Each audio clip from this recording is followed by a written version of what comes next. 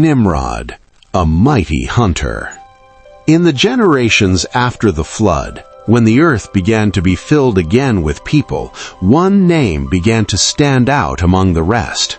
A man of strength, a man of ambition, a man who would be remembered for power and influence. His name was Nimrod. The world had changed since the days of Noah. Humanity had spread across the earth, forming families, communities, and early cities.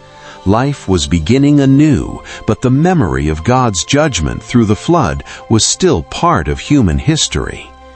In this growing world, Nimrod rose as a mighty figure. He was known as a skilled hunter, a strong leader, and someone who commanded attention wherever he went.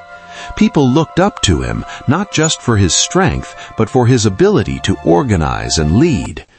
Over time, Nimrod became a ruler, establishing early centers of civilization. Cities began to grow under his influence. Among them were notable places like Babel, Erech, and Akkad, foundations of what would later become powerful regions. But Nimrod's influence was not only in leadership, it was also in direction. He led people in a way that reflected a growing independence from God. Instead of acknowledging the Creator who had preserved humanity through the flood, Nimrod's leadership encouraged people to rely on themselves, their strength, and their unity apart from God. In those days, humanity began to gather with a shared purpose, to build and to establish their identity as a people. They said to one another, "Let us make a name for ourselves." Their desire was not simply to live and grow, but to be known, to be secure, and to reach upward without depending on God. Under Nimrod's influence, this vision took shape in a grand project, a city with a towering structure meant to reach the heavens.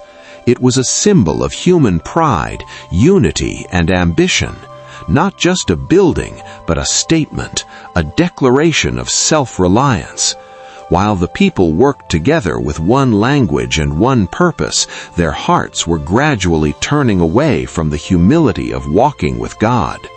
The structure they built became a visible expression of invisible intentions. Intentions rooted in pride, independence, and the desire for control. But God sees beyond structures. He sees the heart, and He understands the direction of humanity long before it fully unfolds.